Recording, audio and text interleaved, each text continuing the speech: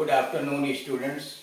इस वीडियो के माध्यम से हम लोग कारण सूचक वाक्य और परिणाम सूचक वाक्य के विषय में अध्ययन करेंगे। ऐसे वाक्य जिनसे कार्य के होने या न होने के कारण काज तथा परिणाम रिजल्ट का बोध होता है। ऐसे वाक्य जिनसे कार्य के होने या न होने के कारण तथा परिणाम का बोध होता है। जैसे पहला वाक्य, मैं बच्चा नहीं हूं कि तुम मुझे पापिंस देते हो। मैं बच्चा नहीं हूं कि तुम मुझे पापिंस देते हो। I am not a child. I am not a child that you give me पापिंस।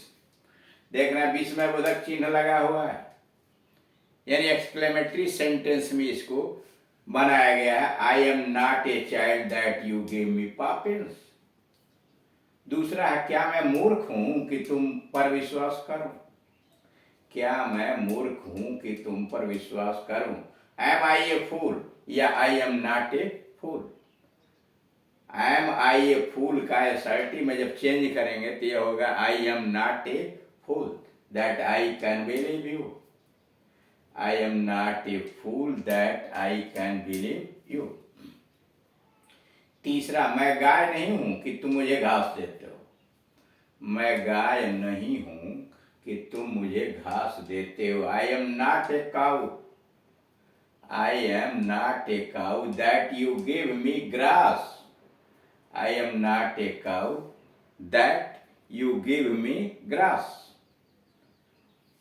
चौथा, वह राजा नहीं है कि तुम उसे सलाम करते हो। वह राजा नहीं है कि तुम उसे सलाम करते हो। He is not a king that you salute him. He is not a king that you salute him. पांचवा, क्या मैं बच्चा हूं कि तुम मुझे ठग सकते हो। पांचवा, क्या मैं बच्चा हूं कि तुम मुझे ठग सकते हो। एम आई ए चाइल्ड, उसी को उलट देंगे तो I am not a child. Am I a child that you can deceive me. Am I a child that you can deceive me. अब इश्यू को अगर एसआरटी में ले जाएंगे तो आप ऐसे लिख देंगे, I am not a child. मैं कोई बच्चा नहीं हूं। I am not a child that you can deceive me.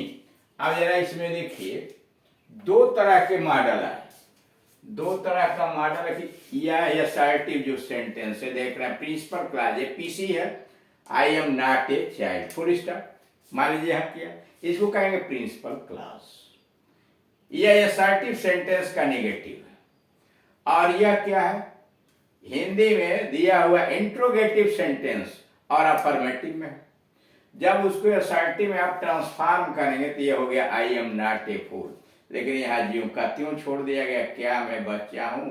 Am I a child that you can deceive मी।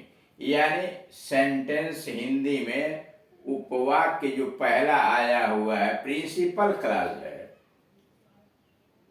और दूसरा जो आया हुआ है वह एडवर्ब क्लास है कि तुम मुझे घास देते हो। यानी पहला कारण है तो दूसरा उसका परिणाम बताया जा रहा है। ऐसे नेगेटिव एक्सक्लेमेटरी सेंटेंसेस, यानी कह रहा ऐसे नेगेटिव एक्सक्लेमेटरी सेंटेंसेस जो नेगेटिव है कि मैं मूर्ख नहीं हूं, या इंट्रोगेटिव सेंटेंसेस या negative sentences I am not a cow, और ये इंट्रोगेटिव सेंटेंस है I M I a child.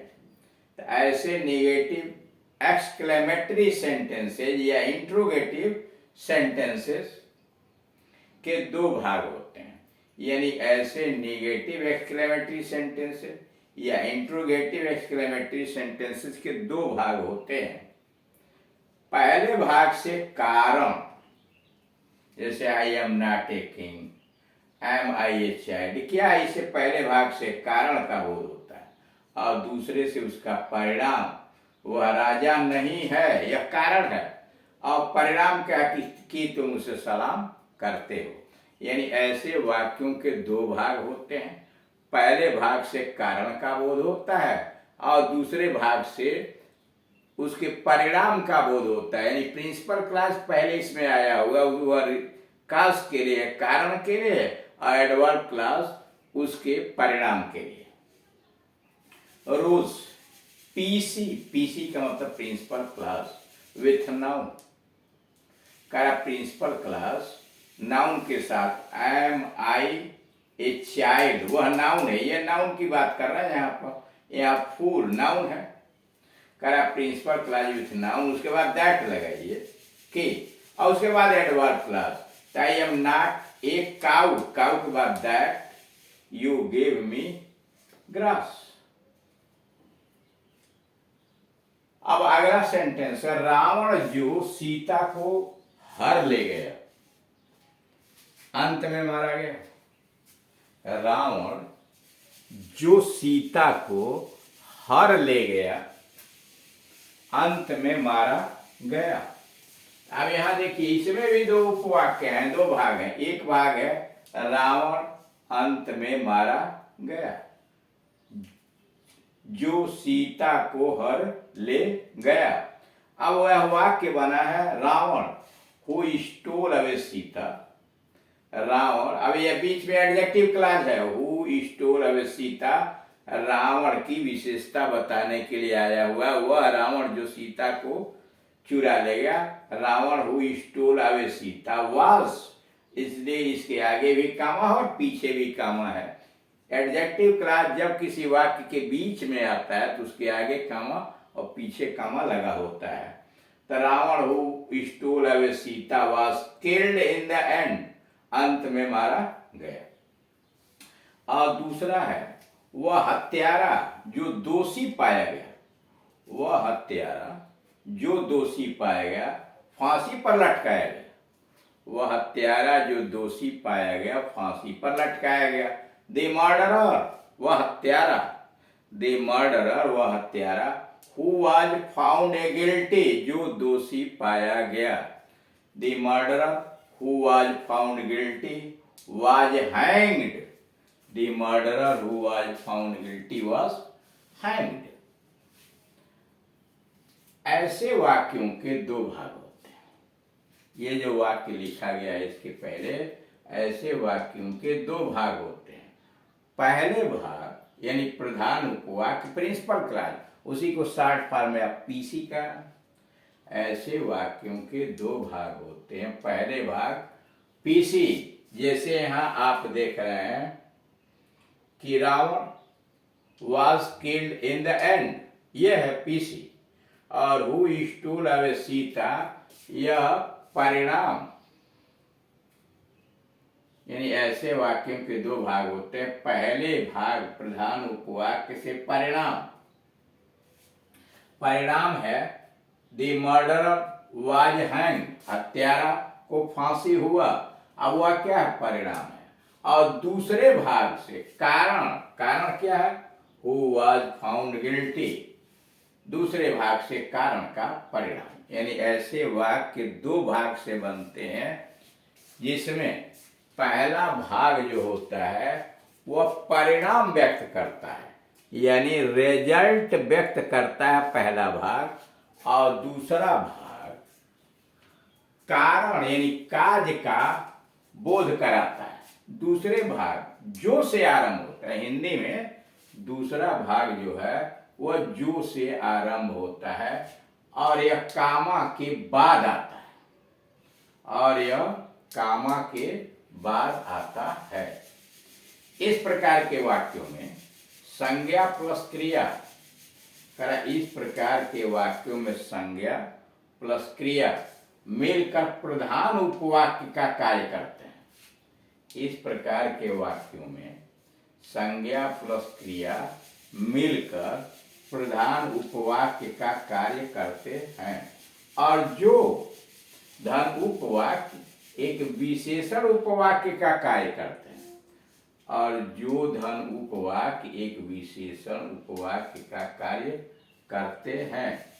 इस प्रकार के वाक्यों में संज्ञा प्लस क्रिया मिलकर प्रधान उपवाक्य का कार्य करते हैं, और जो धन उपवाक्य एक विशेषण उपवाक्य का कार्य करते हैं। Rules, noun plus comma, rules जो हुआ noun plus comma plus who plus class plus verb. कर रूल्स जो है पहले नाउन रखिए, फिर कामा रखिए, फिर हु लगा करके क्लास रखा, और फिर उसके बाद वर्ब आया, अन्य चीजें उसके बाद आएंगे। नोट, ऐसे वाक्यों में कामा के पहले आने वाला नाउन, ऐसे वाक्यों में कामा के पहले आने वाला नाउन होता है पीसी का सब्जेक्ट।